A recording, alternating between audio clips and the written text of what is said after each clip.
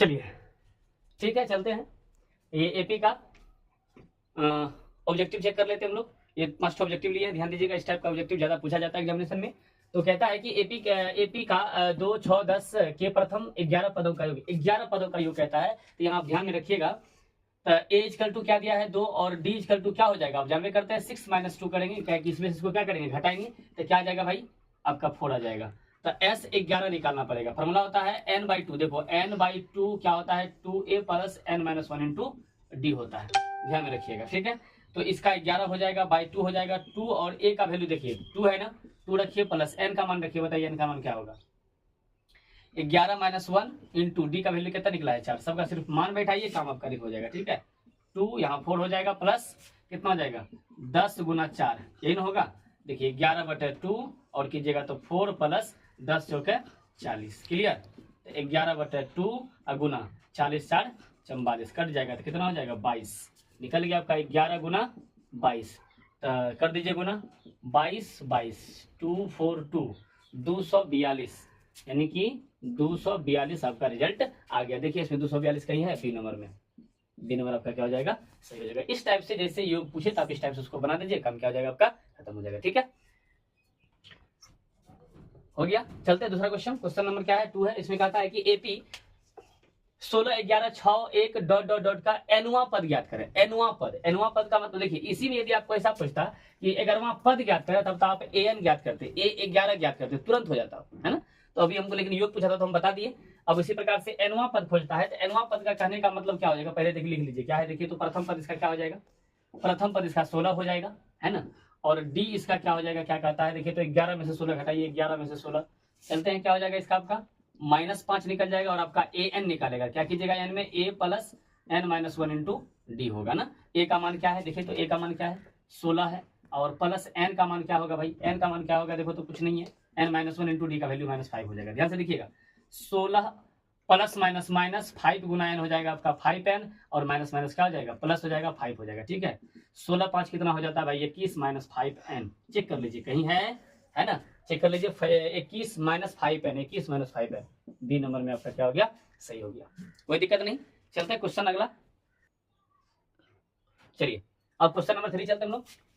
इसमें क्या है देखिए, कहता है एपी √7 √28 √63 का चौथा पद होगा, है ना, ध्यान से देखिएगा, चौथा पद इसका क्या होगा। तो चौथा पद निकालने के लिए हमको पहले ए और डी चाहिए ना, तो ए का वैल्यू तो आपके पास है, ए बराबर तो आप कह सकते हैं कि भाई √7, और डी का मान आप निकालिए क्या है, देखिए तो √28 और माइनस √7, क्या इसको हम क्या लिख सकते हैं, ऐसे लिख सकते हैं, √2 × 2 × 7, देखो 2 दूना 4 × 7 7 28 हो जाएगा, -√7, ऐसे नहीं होगा, ध्यान दीजिएगा, 2 को बाहर निकालिए 7 आ जाएगा, -7, 7 मत कटाइएगा, अब यहाँ ध्यान दो, 2 को √7 में से 1 √7 घटेगा तो क्या बचेगा, 1 √7 बचेगा।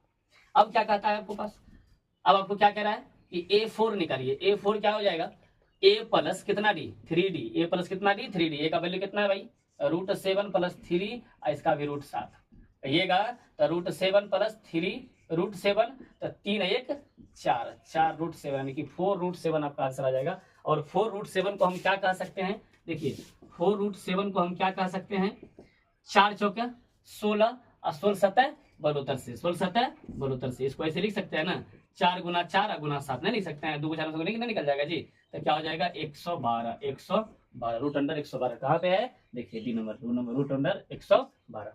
किसी को कोई तकलीफ, समझ में आ गया है ना। चलते हैं अगला, चलिए चलते क्वेश्चन नंबर 4, चौथा में क्या कहता है, कहता है एपी का सामान्य पद 13 - 2n है, तो इसका सर्वांतर यानी कि सीडी मैंने हो गया, कॉमन डिफरेंस यानी कि सर्वांतर क्या होगा, सर्वांतर क्या होगा, ध्यान दीजिएगा, है ना, क्या दिया है 13 - 2n, बस अभी जस्ट हम बताए थे कि 13 - 2n इसका सर्वांतर क्या होगा, तो शॉर्टकट में सीधा आंख बंद करके लिख दीजिएगा -2, ये आपका आंसर आ गया -2।